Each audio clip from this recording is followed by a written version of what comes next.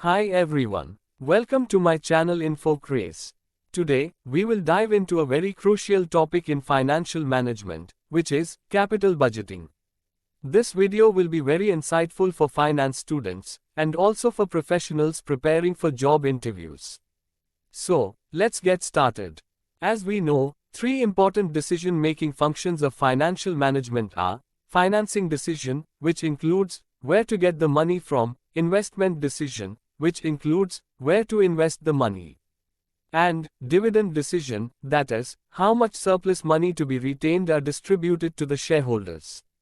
In this video, we will discuss the second important decision area of financial management, which is investment decision.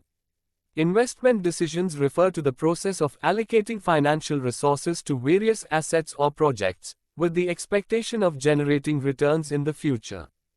It is concerned with the optimum utilization of funds in various projects to maximize the wealth of an organization, leading to increase in shareholders' wealth. As we know, every bit of capital raised by a company bears some cost, commonly known as the cost of capital. Thus, it is very important that the funds of the company are invested in a very prudent manner. Investment decisions are often referred to as capital budgeting, which means applying the principles of budgeting for capital investment. Capital budgeting is a systematic approach used by businesses to evaluate potential investment opportunities, particularly those involving significant capital expenditures, like setting up of factories, installation of new machineries, etc., in order to determine their feasibility, profitability, and alignment with organizational goals.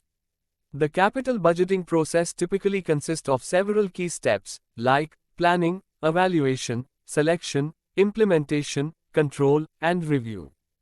Thus, the capital budgeting process starts with planning, which involves the identification of potential investment opportunities based on organization's strategic objectives and market analysis. Next is evaluation. This step involves assessing the potential returns and risks associated with each investment opportunity.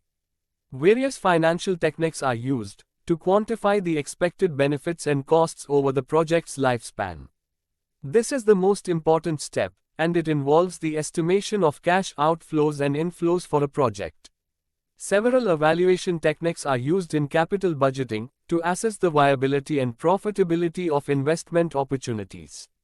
These can be classified as 1. Non-discounting techniques, which include payback period and accounting rate of return methods.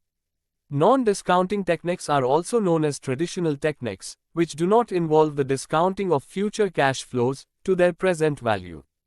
Instead, they focus on analyzing the absolute values of cash flows or accounting measures without considering the time value of money. Second one is discounted cash flow, or time-adjusted methods, which considers the time value of money.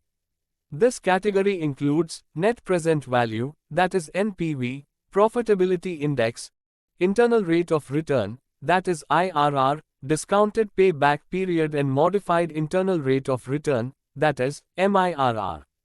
Each of these evaluation techniques has its strengths and weaknesses, and organizations may use a combination of methods to thoroughly assess investment opportunities and make informed decisions that align with their strategic objectives and risk tolerance.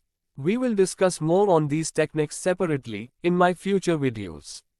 Next step is selection.